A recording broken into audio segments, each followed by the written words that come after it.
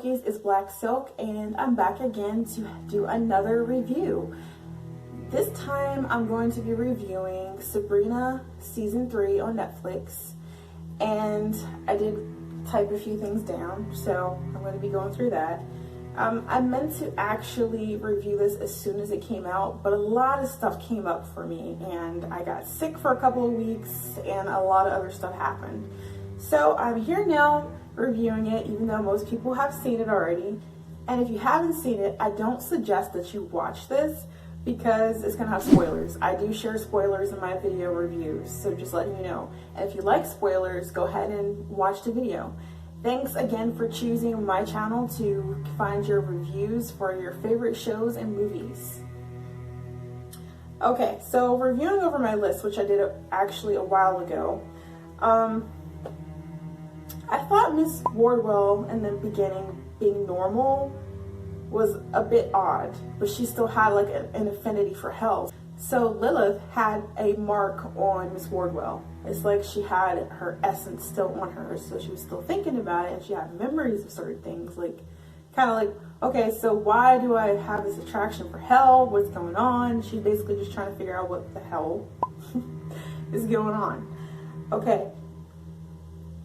So I thought that was an interesting touch, because you kind of wonder what happens to Miss Wardwell afterwards, when you see season 3, or at least some people were kind of curious what happened. Okay, so I thought, this is me personally, that Dorian Gray freaking out over a pimple was hilarious. Of course, because there was disorder going on in the realms, so his body was changing like a normal teenager. He was just like, I'm so used to being perfect, I have a pimple. And just seeing him act like a normal teenager was pretty funny, I thought. I thought the new band was brilliant. I mean, it's a nice touch. I thought it just kind of fit. Like, adding music to the season, I was kind of like, is this going to work? Are you going to overdo it? Is it going to pop up at the wrong times? And it worked pretty well. And so yeah, all the musical parts they had in season 3, I thought was a really nice touch. They all served a purpose. And like I said before, they weren't too often, which would have ruined it for me if it did too much, because I was kind of skeptical about it after I started seeing it, but it all worked out. Let's see. Prudence and Ambrose as hunters for Father Blackwood were also hot and brilliant. Those two were the hottest couple in the beginning of the season. Like, I'm like, fucking goals. Prudence is already hot, and then Ambrose is pretty good looking too. So yeah, those two just worked out. I really, really like that. Towards the end though, I was disappointed to see that they just randomly broke up over the weird sister's death. I mean, it's almost like she blamed Ambrose, but I don't see it as Ambrose's fault, because they didn't kill Father Blackwood. It's just like somebody had to die regardless of which choices they made. So I think they made the right choices, to be honest. The weird sisters were kind of annoying, except Prudence, honestly. I noticed that throughout the season they were just kind of annoying. And I think they got killed off in the season from what I heard, because one of the actresses wanted to do something else. What I heard, I don't know if it's a rumor or not. Feel free to look into it. Let me know in the comments below.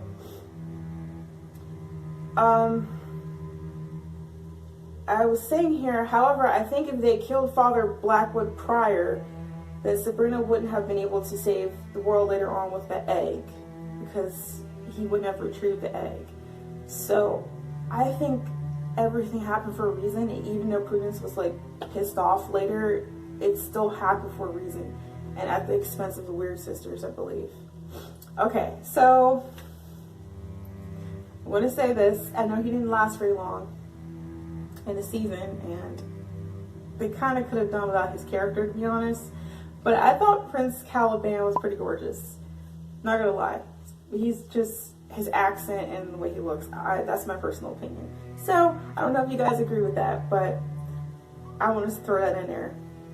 I also thought Sabrina as the Queen of Hell is badass. I kind of don't I mean, I like that she cares about her friends and her town in the world, but I do like darker Sabrina too, and I kind of did wish there was a way she could both do her normal life and also rule hell, which I thought would be cool, but it was kind of hard. But she did figure out a way in the end, which I think is going to have consequences, but I'll talk about that later.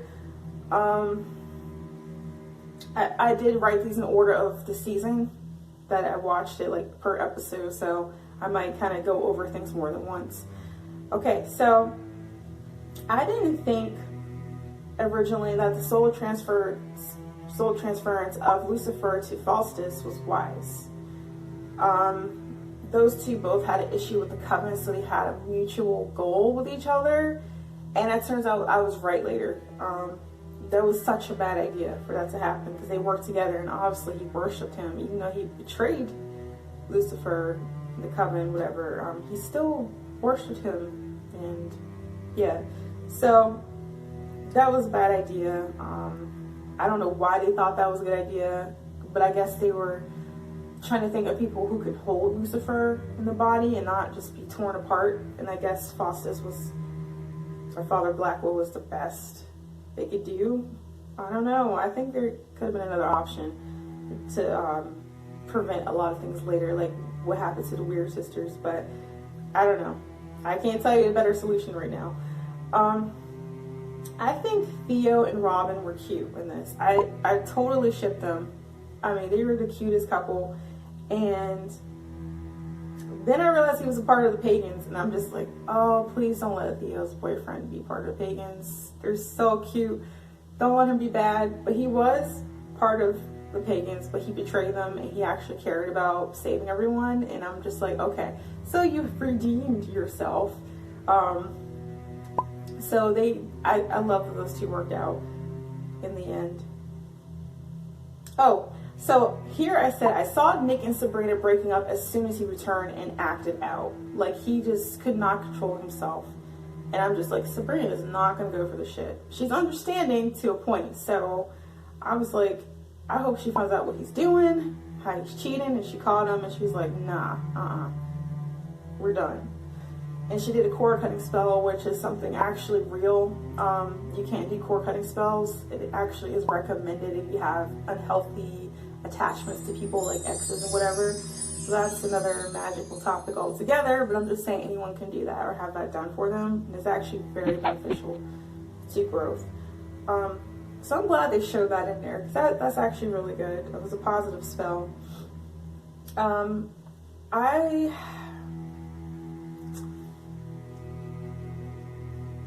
Okay, so I was saying here, even though they stayed together in the end, that I doubt Sabrina and Harvey weren't fully over, and I think that topic crept up for a reason. I think they always will have a love for each other in their hearts.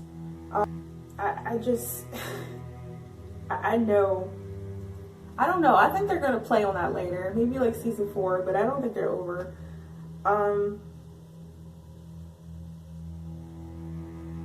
honestly think that Sabrina and Harvey, or Sabrina is better off without Harvey and Nick. Honestly, I think she can do better than both of them. Because Harvey's kind of meh, and Nick is kind of unloyal, bad boy. If she could find someone like with a balance between them, then I'd say yeah, ship. But those two, I'm surprised I'm saying this, but I don't really think she's good with Harvey either. Even though that's kind of what I grew up knowing, is that Sabrina and Harvey are forever. But no, because with Nick it seemed more like a lust thing, and I know she cared about him, but still. Harvey's relationship, I still don't ship it. I think I might have got the names mixed up, so if I did, I'm sorry. I know you guys are probably like, oh, you messed up. If I messed up, okay, Theo and Robin, okay, I got that right. Nick and Sabrina breaking up was inevitable. I saw that happening. Roz and Harvey working out is anything other than friends. I mean, I didn't see it. They did work out at the end, but I don't think it's gonna last. Like, they seem more like just best friends who just kind of get intimate here and there, you know?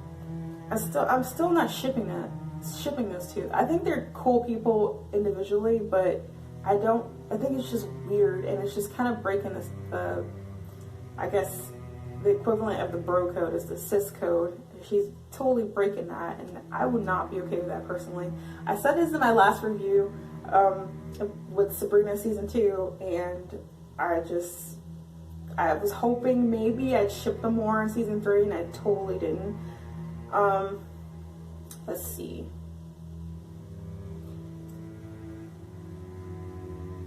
Okay, so talking about the hedge witches, the coven versus the pagans.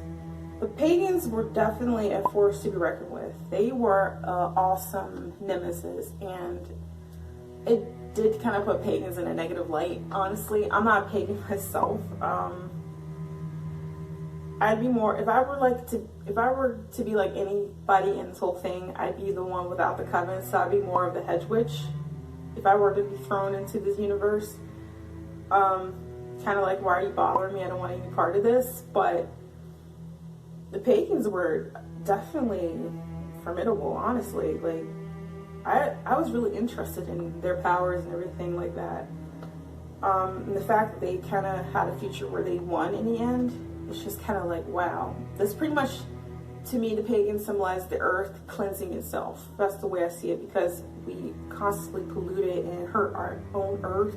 So in a way, I can sympathize with them, but at the same time, I'm like not at the expense of turning people into plant zombies. I'm like, no, don't do that. Speaking of the pagans, the Green Man resurrection. The Green Man, and this is kind of off topic of the season, but related, the Green Man is something that I've been associated with for years because I read tarot cards and oracle cards, and one of my oracle cards is the Green Man. And for a long time, when I was on my spiritual journey, I always pulled the Green Man. I think the quote it had on it was "as above, so below," or something like that, which is kind of, the Green Man is basically like the Emperor in the tarot cards, and I don't know, someone taking control, associating all three realms together. Of course, as above, so below. So above this realm, and then below the underworld, whatever you believe. But that made me think a lot. So I think that was more of a personal thing for me. I don't know if you guys read tarot and have your own interpretations, own feelings about the Green Man. Let me know in the comments. So something I wasn't expecting, and I was pleasantly surprised by, because I really did like this character. The kiss between Zelda and the voodoo priestess, I can't remember her name, but I thought she was awesome and big-hearted, but also powerful. And that's, oh my God, I'm like, I relate to her. I don't really practice a bunch of voodoo, but I relate to her, because people will always think voodoo priestesses are like evil, and they're not. So those two together, like, I can see it because I don't want to say this because I'm not sure, and I know the community is going to kind of be on my ass if they hear this, but Zelda and the voodoo priestess seem like twin flames. They're like the opposite, and they practice different things. They have similar personalities. One's more authoritative, and one's more big-hearted, but they have similar personalities, so they mesh well together. And they're all about being women and empowered. So if I were to say soulmates or twin flames, mostly twin flames, I'd say those two were it. I like to see how those two develop, honestly. And so the priestess basically watched over her, guided her, and basically saved her life. And I thought they were just going to be like, you know, besties, but I think they're going to be lovers in season 4. So see how that develops. Oh, something else that some people probably didn't notice is that when we see the twins in the beginning of Sabrina, like season 1, I believe it was season 1, there's like a vision of 2 twins. I think it foreshadowed the future of 2 Sabrinas, because in the end, Sabrina split. She was basically 2 different realms at the same time, or one realm with 2 different people, or no, same person, one one realm. I don't know. It's hard to explain it. But I felt like, okay, because I was thinking about that since season 1, and I'm just like, that links together. So the two Sabrinas, one in hell and one on earth. So I was just thinking, like, did anybody else catch that? Because I'm thinking that's related. I don't know if they did it intentionally or not, but it just kind of works that they didn't. I don't know what Blackwood unleashed at the end, but it does feel like a sufficient ending to season 3. And not a horrible cliffhanger. Like, still want more, but it's not driving you nuts. So I'm looking forward to season 4. And I enjoyed all the plots blending together. They did it right, because not a lot of seasons, not a lot of series do that. And there's so much more to be covered. Major points that I probably missed. One weird one, which could have been left out, was when Hilda turned into a spider. Like, she wasn't harming the spider, but she was still cursed to be a spider. That part was really weird. She was supposed to feel what a spider is feeling, but I can see them casting a spell on someone who harms spiders, but she was keeping them as pets. I do the same thing as a witch. Sometimes I keep them as pets, but I always release them. And I always make sure they're taken care of, but I've been doing that since a child. So, but anyway, what are your thoughts on the season? Let me know in the comments below. Thanks for watching, so please like and subscribe for more videos.